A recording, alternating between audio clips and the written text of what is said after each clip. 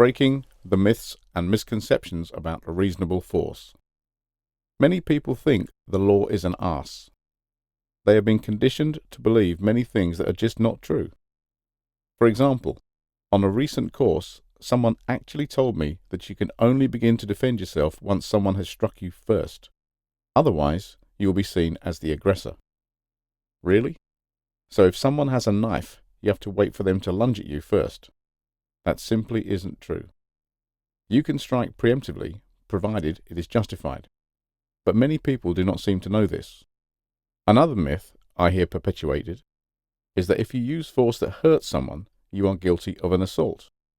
Therefore, you can only use force that is non-harmful, because if you cause injury to your aggressor, you will be guilty of an assault. Really?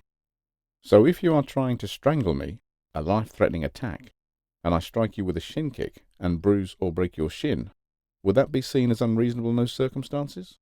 I don't think so. God forbid you if you defend your home. Controversy over homeowners' rights to self-defense has raged since the case of farmer Tony Martin, who was jailed for shooting dead a 16-year-old burglar, Fred Barris, in 1999. As a result of that case, I continually hear people say that if you defend your home, you will get into trouble. Apparently, according to one personal safety trainer, you actually have to drag the burglar upstairs to stop being arrested by the police for defending your property. The problem with this type of advice is that it manifests itself in people becoming confused about what they can and can't do.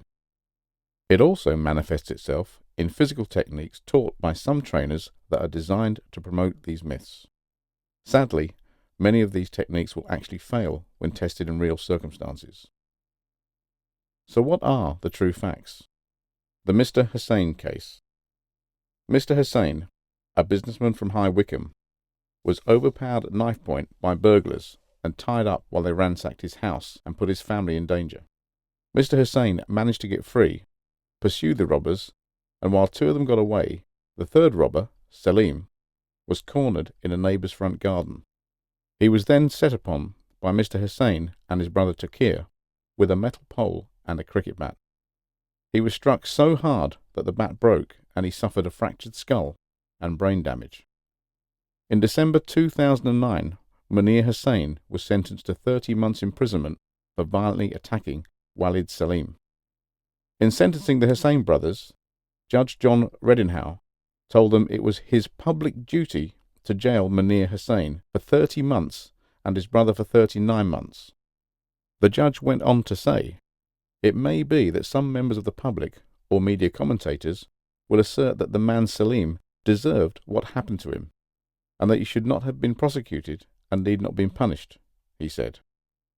However, if persons were permitted to take the law into their own hands and inflict their own instant and violent punishment on an apprehended offender, rather than letting the justice system take its course, then the rule of law and our system of criminal justice, which are the hallmarks of a civilized society, would collapse. The judge said it was necessary to make it absolutely clear that whatever the circumstances, persons cannot take the law into their own hands or carry out revenge attacks upon a person who has offended them. However, in January 2010, the Court of Appeal freed Mr. Hussain, noting that the case was one of true exceptionality. In an act of mercy and acknowledging the intense public call for mercy, the court commuted Mr. Hussain's 30-month sentence to 1 year and suspended it for 2 years. Mr. Hussain's brother, Takir, who had also been convicted of serious assault for the attack on the burglar and who was sentenced to 39 months imprisonment, had his sentence reduced to 2 years on appeal, but not suspended, as it was relevant to recognize that the brother had not himself been the victim of any crime. Some may consider the law a form of tough love. In other words, it sometimes has to seem to be cruel to be just. The law, however, is certainly not soft. It does allow people to use violence to repel criminals. Even extreme violence is legally permitted in some circumstances. It even allows you to arm yourself and legally kill another, as the Edward Pitkin case will show. That is, of course, provided that the motivation is for defense and not, repeat, not, for revenge or retribution. If the law allows and provides for all of this, why then do some agencies inform their staff to the contrary and provide training that is less than what the law allows? The fact is that if they do, and injury, harm, or death results, which could have been prevented by more appropriate and accurate information and training, the employer has just increased their liability.